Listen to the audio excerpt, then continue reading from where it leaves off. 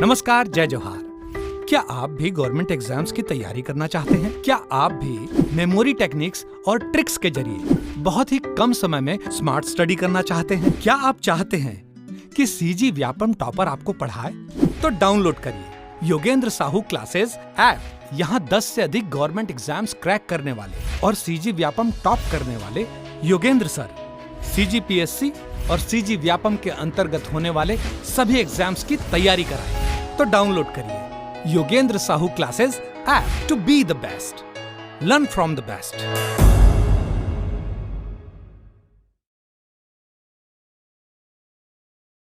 कोई भी सपना साकार करने के लिए सबसे जरूरी है सही कोच का होना। चुनिए Yogendra Sahu classes first rank को और करे अपने सीजी व्यापम CGPSC का सपना साकार। Download the app now.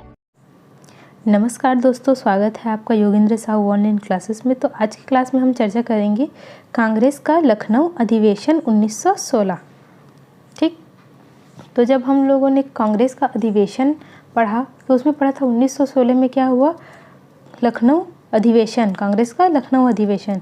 इसमें क्या हुआ था, लखनऊ पैक्ट हुआ था। इसकी अध्यक्षता किसने की थी, तो अंबिका चरण मजूमदार ने की थी। किसने की थी, अंबिका चरण मजूमदार ने। ठीक, इसमें क्या हुआ था, कांग्रेस के नरम दल प्लस जो गरम दल थे वो एक हो गए थे। ठीक, इनका एकीकरण हो गया था किसके सहयोग से, तो एनी बेसेंट के सहयोग से। ठीक, इसके साथ ही नरम दल और गरम दल के विलय होने के साथ ही कांग्रेस और मुस्लिम लीग भी एक हो गए थे। ठीक है, इसमें कांग्रेस के नेता तिलक और मुस्लिम लीग के नेता जिन्ना के बीच एक समझौता हुआ था, जिसके तहत कांग्रेस ने मुस्लिम लीग के सांप्रदायिक प्रतिनिधित्व की मांग को स्वीकार कर लिया था। ठीक है, कालांतर में इसका परिणाम हिंदू मुस्लिम एकता के लिए भयानक रहा था। तो कौन कौन एक हो गया, एक तो गरम दल और नरम दल जो थे कांग्रेस के अलग अलग हिस्से, वो एक हो गए, और कांग्रेस और मुस्लिम लीग ये एक हो गए।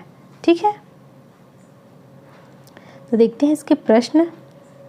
पहला प्रश्न है, दिसंबर 1916 में इंडियन नेशनल कांग्रेस तथा इंडियन मुस्लिम लीग ने एक ही समय अपने अधिवेशन आयोजित किए थे। तो कहाँ, तो लखनऊ में। ठीक, ऑप्शन सी इसका राइट आंसर हो जाएगा। दिसंबर 1916 में भारतीय राष्ट्रीय कांग्रेस का अधिवेशन लखनऊ में हुआ, जिसके अध्यक्ष कौन थे, तो अंबिका चरण मजूमदार थे। ठीक, अंबिका चरण मजूमदार इसके अध्यक्ष थे। इस अधिवेशन में दो प्रमुख प्रावधान हुए। एनी बेसेंट के प्रयास से गरम दल और नरम दल एक हुए और भारतीय राष्ट्रीय कांग्रेस और मुस्लिम लीग के मध्य एक दूसरे के सहयोग संबंधी समझौता हुआ और मुस्लिम लीग की समस्त शर्तें मान ली गई। ठीक है, यह समझौता लखनऊ पैक्ट या लखनऊ समझौता कहलाता है। यह समझौता कालांतर में भारत विभाजन के लिए जिम्मेदार रहा था। ठीक, 1916 में भारतीय राष्ट्रीय कांग्रेस लखनऊ अधिवेशन की अध्यक्षता की थी। किसने की थी, तो AC मजूमदार, अंबिका चरण मजूमदार ने की थी। ठीक, निम्नलिखित में से कौन 1916 के लखनऊ कांग्रेस के अधिवेशन के विषय में असत्य है। ठीक, अंबिका चरण मजूमदार ने इसकी अध्यक्षता नहीं की थी वाला असत्य हो जाएगा। क्यों, क्योंकि लखनऊ अधिवेशन की अध्यक्षता किसने की थी, अंबिका चरण मजूमदार ने ही की थी। तो ऑप्शन ए इसका राइट आंसर हो जाएगा। ठीक है, किस अधिवेशन में होम रूल समर्थक अपने राजनीतिक शक्ति का सफलतापूर्वक प्रदर्शन कर सके। ठीक, तो कांग्रेस का 1916 का लखनऊ अधिवेशन, 1920 का बम्बई में होने वाला ऑल इंडिया ट्रेड यूनियन अधिवेशन, 1918 में होने वाला प्रथम AUP किसान सभा, 1938 में नागपुर का संयुक्त AITUC और NFTU सभा।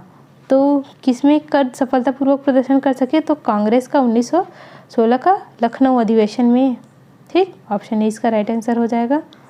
अगला प्रश्न है, कांग्रेस के 1916 के लखनऊ अधिवेशन में कौन सा मुख्य दूरगामी परिणाम वाला निर्णय लिया गया था। तो क्या आएगा, मुस्लिम लीग की पृथक निर्वाचन क्षेत्र की मांग स्वीकार की गई थी। ठीक है, 1916 में क्या हुआ था, गरम दल और नरम दल मिले थे, इसके साथ ही कांग्रेस और मुस्लिम लीग मिले थे और मुस्लिम दल की सारी शर्तें मान ली गई थी। तो इन्होंने क्या मांगा था, पृथक निर्वाचन क्षेत्र, और इसके मांग को स्वीकार कर लिया गया था। ठीक है, कांग्रेस और मुस्लिम लीग के बीच प्रसिद्ध समझौता पर हस्ताक्षर हुआ था। तो कब हुआ था, 1916 में। कब, लखनऊ अधिवेशन में। ठीक है, सातों प्रश्न है, निम्नलिखित कथनों को पढ़कर सही विकल्प चुनें। कथन है 1907 में कांग्रेस वार्षिक अधिवेशन की अध्यक्षता रासबिहारी घोष ने की थी। इस अधिवेशन में कांग्रेस में दो गुटों चरमपंथी एवं नरमपंथी में विभाजित हो गई थी। 1916 में वार्षिक अधिवेशन में कांग्रेस के दो गुट चरमपंथी और नरमपंथी का विलय हो गया। इस अधिवेशन की अध्यक्षता एसपी सिन्हा ने की थी। तो इसका ऑप्शन सी होगा। कथन 1 और 2 तो सही है, लेकिन कथन 3 गलत है। क्यों? क्योंकि इसमें लिखा है इस अधिवेशन की अध्यक्षता एसपी सिन्हा ने की थी, लेकिन नहीं, इसकी अध्यक्षता किसने की थी? 1916 वाली अंबिका चरण मजूमदार ने की थी। ठीक, तो ऑप्शन सी इसका राइट आंसर हो जाएगा। आगे देखते हैं होम रूल लीग आंदोलन 1916। ठीक है, तो ये जो होम रूल आंदोलन था वो आयरलैंड के होम रूल से प्रेरित था। कहाँ से? तो आयरलैंड के होम रूल से प्रेरित था। ठीक है, इसका उद्देश्य क्या था? ब्रिटिश साम्राज्य के अधीन रहते हुए संवैधानिक तरीके से स्वशासन को प्राप्त करना। ठीक, इस भारत में इस आंदोलन को एनी बेसेंट और लोकमान्य तिलक द्वारा चलाया गया था। ठीक, तो इधर क्या है? तिलक का आंदोलन, तिलक का होम रूल, और इधर एनी बेसेंट का होम रूल। ठीक है, तो जो तिलक का होम रूल है उसका मुख्यालय क्या था? तो उसका मुख्यालय था बेलगांव, कर्नाटक। ठीक, बेलगांव, कर्नाटक। लेकिन एनी बेसेंट के होम रूल आंदोलन का मुख्यालय क्या था? तो ओडियार या अडियार, मद्रास। ठीक, मद्रास। इसका कौन था? बेलगांव, कर्नाटक, और इसका क्या था? मद्रास। ठीक है, क्षेत्र कौन कौन से थे तिलक जी के? तो महाराष्ट्र, लेकिन मुंबई को छोड़कर महाराष्ट्र, कर्नाटक और मध्य प्रांत, सेंट्रल प्रोविजन और बरार जो क्या थे? तिलक के होम रूल आंदोलन के क्षेत्र थे। और इनको छोड़कर जो बाकी शेष भारत बचता है वो क्या था? एनी बेसेंट का कार्य क्षेत्र था। ठीक है, तिलक जी ने कौन कौन सी पत्रिका निकाली? तो मराठा निकाली। मराठा जो कि मराठी में नहीं था, किस में था? तो इंग्लिश में था। ठीक है, मराठी में नहीं था, किस में था? इंग्लिश में था। मराठा इंग्लिश में था, केसरी जो था वो मराठी में था। केसरी जो है वो मराठी में था। ठीक है, और इस पत्रिका से उन्होंने अपने होम रूल लीग का प्रचार प्रसार किया था। ठीक, एनी बेसेंट ने कौन कौन सी पत्रिका निकाली? तो कॉमनवेल और न्यू इंडिया। कॉमनवेल और न्यू इंडिया, ये किसका पत्रिका था? तो एनी बेसेंट का प्रक्रिया था। बाल गंगाधर तिलक जी ने एक नारा दिया था।